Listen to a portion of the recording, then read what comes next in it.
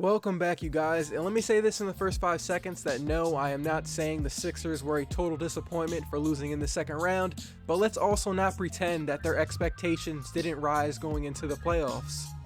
From all the way up to the national media to mid-sized media sites to NBA fans, people were picking the Sixers to make it to the finals due to how vulnerable the Cavs looked, no one trusting Toronto, and the Celtics were going to be without Kyrie.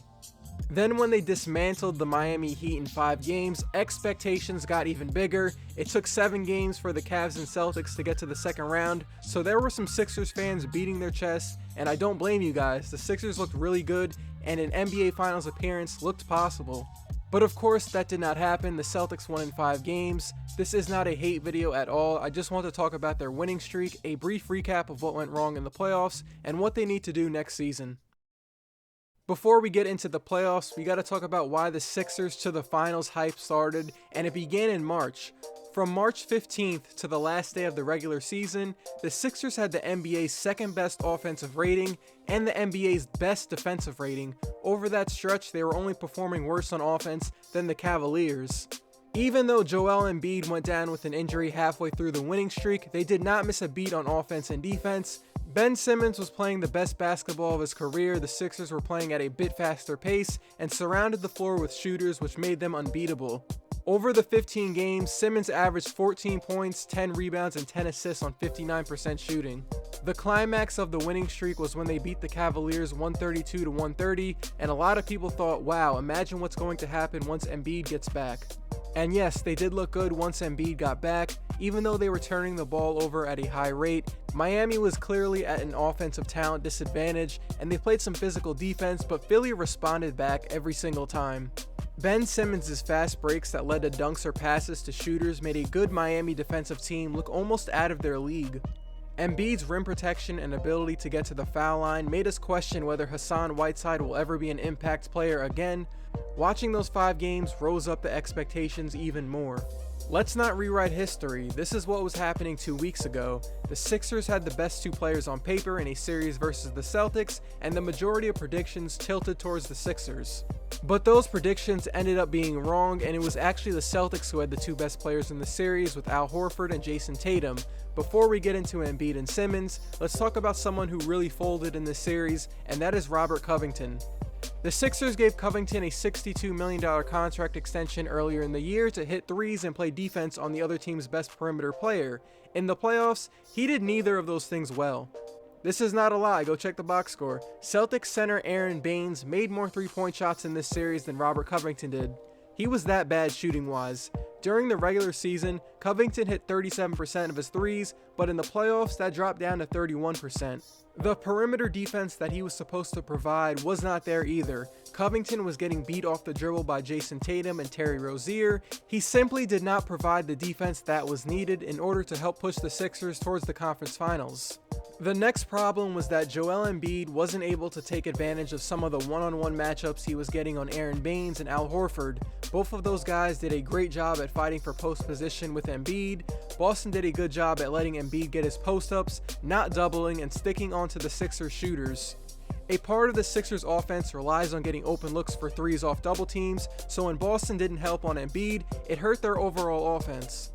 Embiid was able to get his numbers at points during the series, but Boston was able to hold him to just 44% shooting. The next problem is Ben Simmons' lack of shooting. I don't want to harp on it too much because everyone knows it's an issue, but here's his shot chart from the series. If your primary ball handler has the inability to take a shot outside of the free throw line area, it shrinks the floor for the other players on the court and limits what you can do on offense.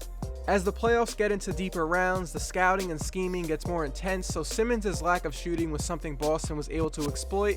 He was not able to get into the paint like he could in the Miami series. Boston's defense has more talent and more discipline.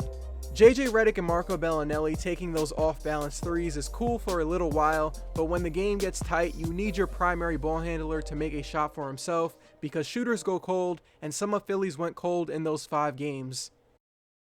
I do think the reality check the Celtics gave to Philly is going to help them in the long run. There was a lot of chest beating going on in Philadelphia.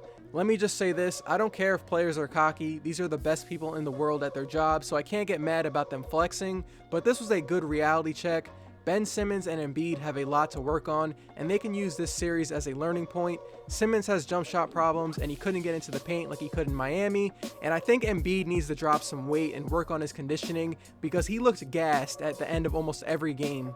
A positive for this year though was seeing how good Simmons was when he was surrounded next to knockdown shooters. Guys like JJ Redick and Marco Bellinelli are perfect for what the Sixers are going to do in the next decade, but you gotta remember, players like that are going to cost a lot of money, and when you're trying to build an 8 to 9 man rotation for the playoffs, it's gonna get tight. The other thing I want to mention is that the Celtics have it all together. To do this without 2 All-NBA players on the team was very impressive. For the Sixers, on the other hand, losing in 5 games puts their front office in an interesting situation this summer because from what we know now, the Celtics have the lead for the future of the East once LeBron is done. I am not writing off Fultz at all, but the draft day trade for Tatum is looking better and better for Boston. Tatum would have been the perfect off-the-dribble scorer when Simmons wasn't able to get to the paint or when Embiid can't get post position. The Sixers need another ball handler in the lineup, and seeing how Fultz is unable to shoot at the three-point line, he can't be on the floor next to Simmons. In the NBA in the year 2018, you can't have 2 complete non-shooters in the lineup, and it's even worse when both of those guys are primary ball handlers.